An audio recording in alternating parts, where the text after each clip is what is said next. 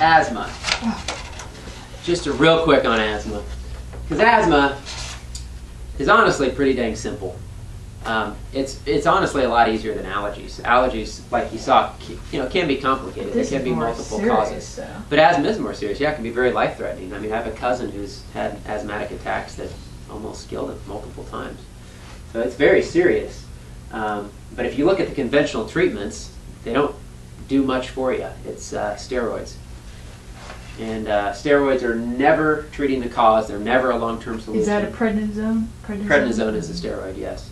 So these are the causes, or these are the side effects of steroids. Heart disease, it slows the growth of your organs, causes infections, cataracts, osteoporosis, diabetes, weight gain, and high blood pressure.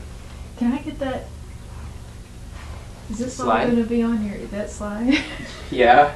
I can probably email you the PowerPoint or something. My mom has, the start of osteoporosis, and she's taking calcium supplements, and I told her, no, you don't need I'm doing a class on calcium.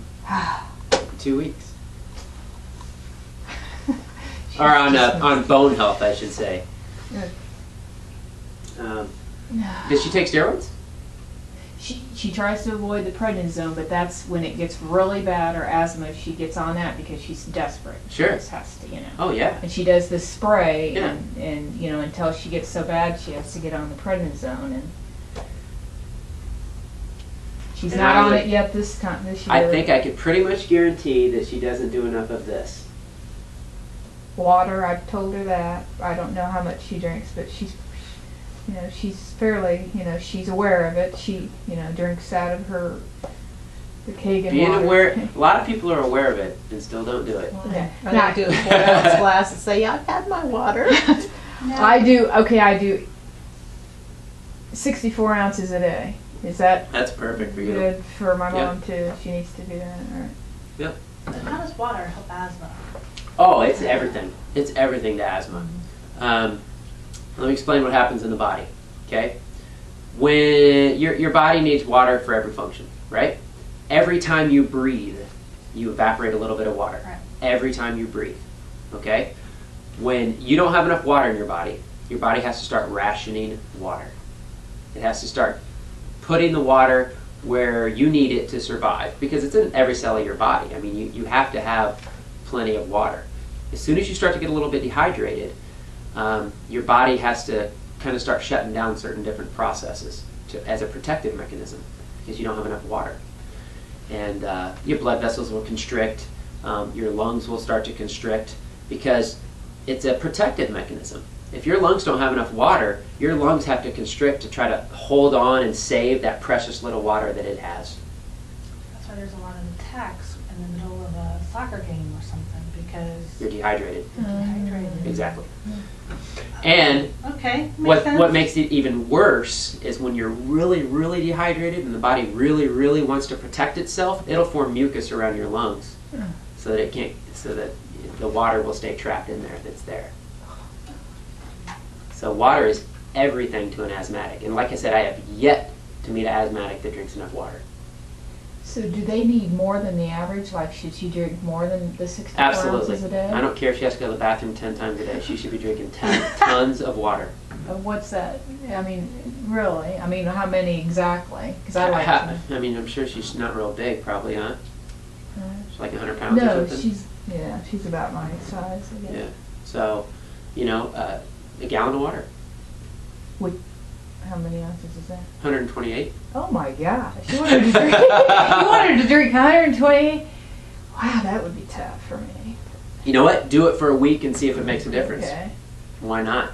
Yeah, like double what Nothing she's to doing. lose, everything to gain. At least till she gets rehydrated. Well, Yeah. that way, maybe that, you don't want to do, I'm always thinking balance. You don't want to do too much at once. Yeah. If she's doing 64, maybe go up to Increase 80, it. go up to 100, go up to 120. Let's space it out, too. Yeah.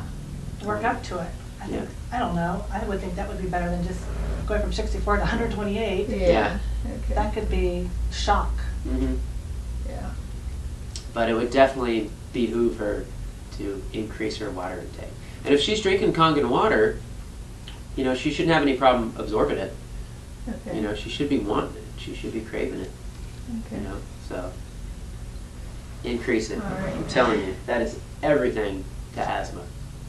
Dehydration. So here's the other important things. Avoiding dairy, sugar, and processed foods for any asthmatic.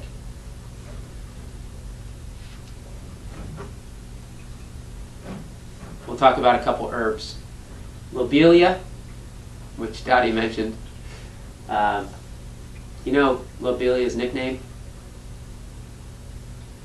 No? The demon herb? Ever heard of that? Yeah, there's a doctor back in the 1800s. His name was Samuel Thompson. He was an herbalist, but he cured people of asthma, thousands and thousands and thousands of people. And he had like 3 herbs in his arsenal. And he cured people of all kinds of stuff, but asthma was kind of his big deal. It pretty much just used lobelia and some cayenne pepper. And that was it. Knocked out asthma in thousands and thousands of people. Government wasn't happy about it. So one guy that had he had severe liver or kidney problems or something like that, and he was kind of working with Samuel Thompson, and he died, obviously from his liver failure, but they blamed it on the lobelia, saying that lobelia was dangerous. So they started calling it the demon herb. But, you know, it is a dangerous herb. It's an emetic, which means it'll make you vomit. It's a poisonous herb in large amounts, but very, very medicinal. And if you have lots of mucus in your lungs, like I said in the beginning, and you take lobelia, you'll expel that mucus, which is good. But it's pretty strong. And that should cut down on coughing. Oh, totally. Coughing. Yeah, it pulls mucus out of the lungs, as Dottie experienced. Mm-hmm. How much did you take? I don't remember. It's been years ago. Yeah. It definitely makes the cough more productive. Okay. Yeah. Productive. So, I'll actually have people, if they want an alternative, you can carry lobelia around in your pocket and use it at the first signs of an asthma attack. And it works just as good as a steroid. No, it's a drop, like an herbal tincture. You just drop it under your tongue, and it'll stop an asthma attack immediately. The other thing that'll stop an asthma attack immediately... It's a liquid, though. It's a liquid, yeah. The other thing that'll stop an asthma attack immediately is a pinch of salt and a big glass of water. Really? Yep. Pinch Like I said, salt. It's a dehydration condition. Okay? So, by rehydrating the body quickly and giving the body some sodium, because you need sodium to get water into the cells to hydrate Just properly. regular salt. Doesn't have to be sea salt. I would do sea salt. Yeah. I mean, I guess it could be regular salt, but sea salt would be ideal. But what it does is actually sends a signal to the brain and tells the lungs to relax. Okay. And the lungs will relax. The lungs are like, okay, I'm cool, I got some water, I'm hydrated. And it'll stop the asthma attack. Other good herbs, fenugreek could be on the list. Mullein, great for pulling stuff out of the lungs. Medicinal mushrooms, probably one of my favorite for healing the lungs. Because a lot of times, in addition to the dehydration issue, is especially if somebody's been asthmatic for a long time, they'll develop an infection in their lungs because of this long-term dehydration. And medicinal mushrooms is really good for opening up the respiratory passages and eliminating infections from the lungs. Big fan of medicinal mushrooms. Kids that Cordyceps is probably one of the best for that. Cordyceps? Cordyceps mushrooms. Kids that outgrow asthma. Yes. Is it because their body is just stuffing it a little deeper? Or do you think there's something? This is why right here. Adrenal support. Yep. So a lot of times kids will go to the doctor, they have allergies, and the doctor say, well, you probably outgrow it. This is why. Kids don't have fully functioning and developed adrenal glands till they're at least 5 years old. The adrenal glands are what produce your steroids. Okay, steroids isn't just some magical thing that modern medicine invented. Steroids is something that your body produces naturally. Now, the reason steroids that the doctors give you cause all those diseases and cause you to be ravenously hungry and all these other problems is because it's anywhere from 5 to 10 to 100 times more than your body would naturally produce. That's why it works so quick. It's a shock to the system. That's what modern medicine does. It shocks the system into a response. So it works, you know, but again, there's always long-term negative consequences to shocking your body like that. So what do you need? You need adrenal glands to be producing natural steroids to stop these reactions from happening in the body. So a lot of times kids, when they get to that age, 5, 6, 7 years old, their adrenal glands are, you know, fully developed and they start producing steroids and their allergies disappear. But that's one thing I'm telling you, I mean, I've worked with a lot of asthmatics. My cousin was an asthmatic, and I give them medicinal mushrooms, tell them to drink more water, give them something for their adrenals, give them lobelia for an emergency, and every single time they're off their inhaler. What do you do with the adrenal? What do you give them for the adrenals? I have some adrenal formulas. Oh, really? Yeah, I mean, there's specific nutrients that the adrenals need, and the adrenals get wiped out from sugar, caffeine, and stress, which nobody in America has those issues.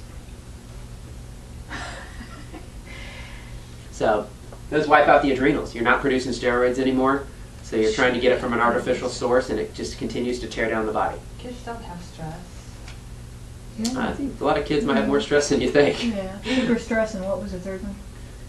Caffeine, Caffeine. coffee, and sodas and things like that. Kids don't drink caffeine. Chocolate has caffeine. And sugar. We don't have much sugar. Chocolate is, yeah. Yeah, so that's a really important part of working with anyone with asthma. Boosting those adrenals, getting those adrenals functioning properly makes a huge difference. As I mentioned, healing lung infections. Lobelia will help with that. Cayenne pepper will help with that. Medicinal mushrooms will help with that. The oregano would be really good for that. It's such a powerful antibacterial, antiviral substance. So that's if it's really bad. Like I said, just a lot of asthmatics have developed a long-term infection in their lungs. So sunshine is great for asthmatics. Vitamin D, well studied, well researched to be hugely beneficial to any asthmatic. And you can't get vitamin D from a pill. You gotta get in the sun. Or you can get a good food source, vitamin butter. There's butter oils you can do. There's cod liver oils. That has decent amounts of vitamin D, but you really need sunshine. Your omega-3,6 fatty acids, great for asthmatics as well. Exercising, specifically exercising outside, is even better. Getting fresh air, because you know a lot of asthmatics are so sensitive to foreign irritants and stuff that being indoor all the time. You know, you've probably heard that the air indoor is the worst air anywhere, and so getting outside is really beneficial. I think that's it. Yeah. So those are the things for asthma. And like I said, you do these things for people with asthma, and I have yet to see it not work. Yet. I have yet to be proven wrong.